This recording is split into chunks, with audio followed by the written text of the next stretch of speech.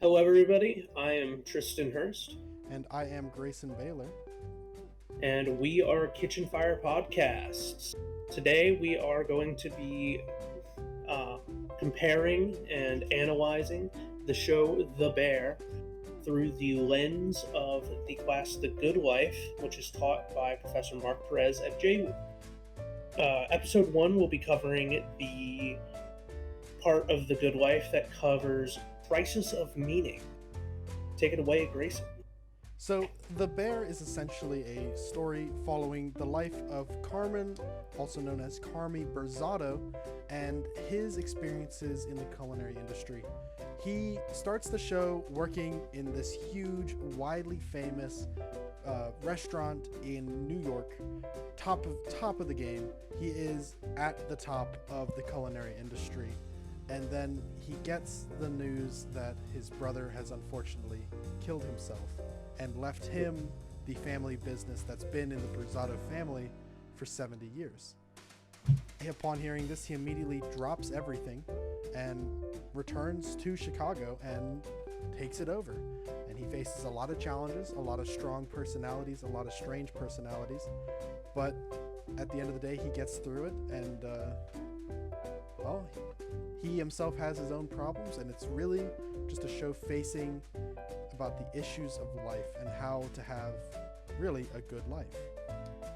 Our first question is going to talk about, as Tristan said, crisis of meaning and what it really means to have purpose in your life. And so, Tristan, how do you think The Bear addresses existential themes? And in what ways do the characters grapple with them in the search for meaning in their adventures? So I think that The Bear addresses several existential themes, first of all. I think they address grief in a lot of ways, with Carmi having to deal with his brother's death. Uh, I think that it shows him running from that grief and burying himself in his work, but I also think it shows a lot of him losing his purpose and his direction in the first season, or at least in the first part of the first season. He's kind of going through the motions, first episode at the very least, and it really shows in how he does things and how like he'll kind of go on autopilot and do self-destructive things while he's in that like autopilot mode, like when he nearly burns down his apartment, or when he nearly burns down the kitchen later on in the season. Um, and I think that's because he really drove himself to kind of chase after his brother and kind of one up his brother constantly in the culinary field. And when his brother dies, he kind of loses that meaning to his life, and then he's now scrambling to find new meaning. What do you think about that, Grayson? I mean, it's exactly as you said. The whole story about the bear is, well, with Carmi, his whole story with it is that he ends up never being able to work at the bear and work at his family restaurant. His brother makes sure that he stays away and pushes him away, and when his brother inherits the business, purposefully does not hire Carmen. And this really pushes Carmen to go and just extend his skills and expand upon what he knows. And his love for food takes him really, really far, to the point where he's, as I said, at the top of his game. At the best, he is the pinnacle. But Yeah. it brings him no joy, and under an incredibly abusive executive chef, he is just repeatedly receiving blow after blow, just really losing the purpose in his life and really messing him up mentally.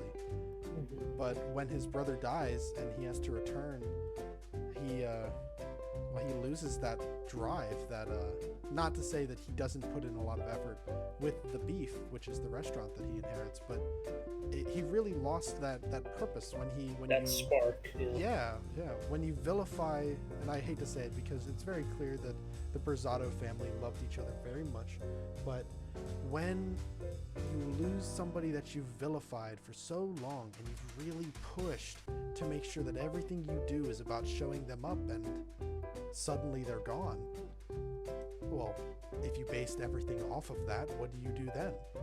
And I think that's an excellent translation for what the bear is. Yeah.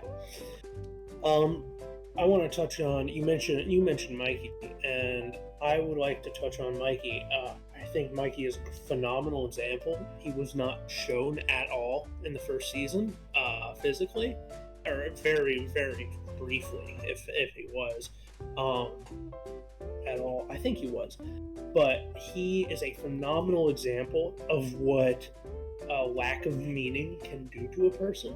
He ends up burying himself in pills and uh, drowning his financial situation into the restaurant.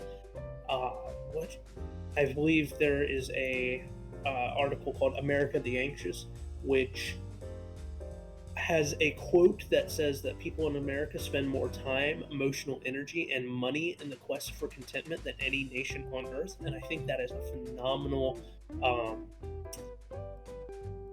I think that's a really, really good way of describing Mikey.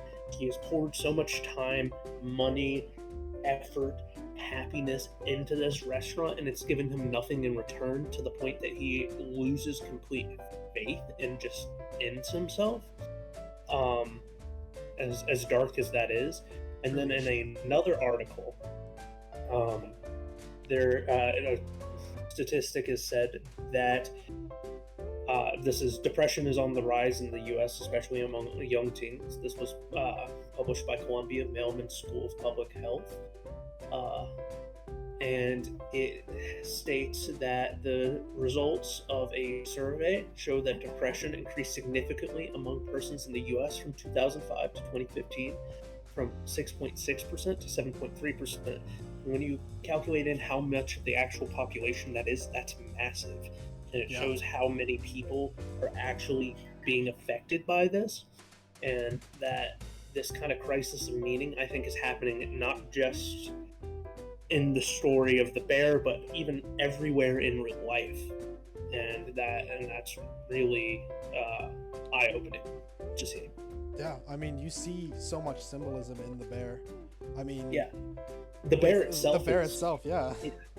Well, and this is spoilers for season 2, if anyone's wondering, or I guess the end of season 1. But eventually, after the beef is closed down, Carmy starts his own restaurant called The Bear, and throughout the entire first season, he is really just tormented by these, I don't want to say visions, but these nightmares that he has of getting chased and attacked by a bear, and eventually that symbology just becomes empowering to him. He really turns it around for season 2.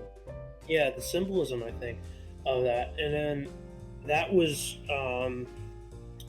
so a little bit of a spoiler for season 2. I hope that you don't mind. I don't but mind. That name of the restaurant, The Bear, was something he and Mikey developed together, and that was a purpose they both had. They were going to push together and make the restaurant The Bear, and without Mikey, that kind of, I think, was a very bitter sting, and the bear began to symbolize Carmen's grief throughout the first season before he finally kind of swallows that pill that his brothers are coming back and he needs to move forward with his life, which is why he kind of reclaims the name of the bear and is planning on reopening opening the restaurant.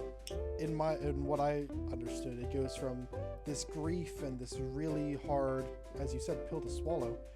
It goes from a grief to a memorial, and really immortalizing his brother in one of these immortality projects. For as long as that business will stand, Mikey will live on. And that's truly something that, I mean, we can say with the money that they get from Mikey's secret plan, he really is the reason why the bear was able to take off.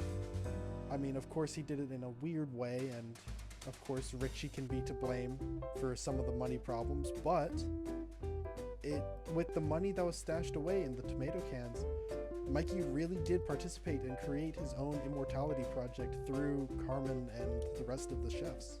Yeah, no, he's constantly going to be remembered by everybody there, and they've kind of attributed the restaurant to him. So I think that a lot of that elements can be representative of Mikey's crisis of meaning, and he kind of created like you said, I guess is the best way to say it, an immortality project that is going to immortalize him forever in everybody's hearts.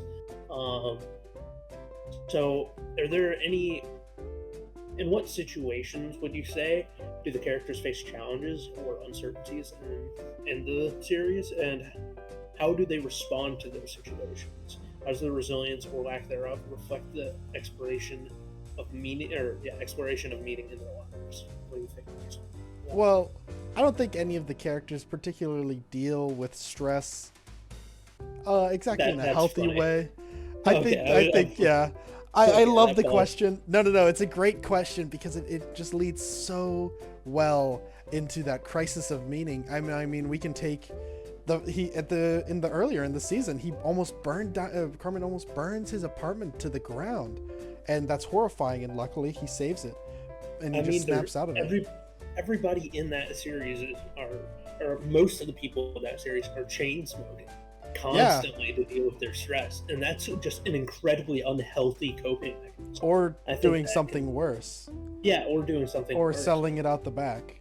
Yeah, or selling it out the back as uncle or no, not uncle, as cousin does, Yeah, which is crazy to me that they were able to get away with that. truly wild. But I think that just a lot of the themes that are exhibited in the Bear, especially with Grayson meeting and the depressive nature of Carmi and of Mikey, I think that's a phenomenal lens in which it can kind of show that to younger audiences that they can relate, because I believe a massive portion of America's youth is dealing with situations like this.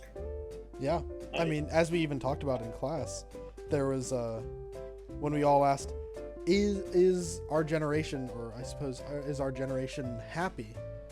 Most of us did not raise our hands. Yeah, most of us said no, and I mean, I feel as though I'm happy, but it's one of those things where it's subjective.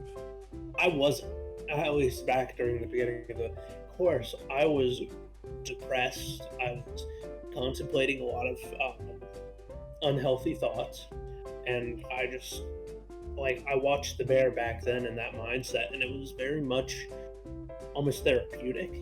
Yeah, kind of seeing somebody else go through that situation. But I think that even though that this is such a depressing topic to really kind of talk about, I think this builds a phenomenal foundation for what the rest of this series and this analysis is going to be. And we've kind of hit rock bottom with all the characters. We've discussed where they're starting at, and we're going to be looking at where they're going and see them kind of take off, at least, and improve throughout the first season. What do you think? Well, I'm probably gonna be. I'm super excited. Not probably. Yeah. I'm very excited. Season 2 just got finished, and season 3 is already in production. I believe it's set for release earlier to mid 2025. So I'm very excited to see where it goes. I haven't yet watched season 2 because I just honestly watched the show. So I'm looking at all of this through the lens of a new watcher, someone who hasn't really had any experience with this. But I've already connected to so many of the characters, despite, I will say it, I do not like many of the characters. I think they're irritating. Most of them just get in their own way, and that just frustrates me. Well, I think it's frustrating because it's a very real look at unhealthy people. Yeah. Or a very, very real look at that. I have known some people in my time that are like that, and watching them is just vexing because you know that they're capable of so much, but they're limiting themselves because of what X, Y, and Z that gets in their own way, and they just kind of trip themselves up, and they'll deny themselves their talents or their skills, downplay themselves, and they don't invest in themselves, and that will lead into our next episode. So I won't touch too much on that, but the startup of you and how that relates to the Bear and certain key characters. I'm really looking forward to talking about that with you and for our general audience. But yeah, I think that The Good Wife is a phenomenal lens in which to view this show and to analyze this show, because there's so much chock full in this show to look at through that lens. And Truly a perfect example. And I think great analogy.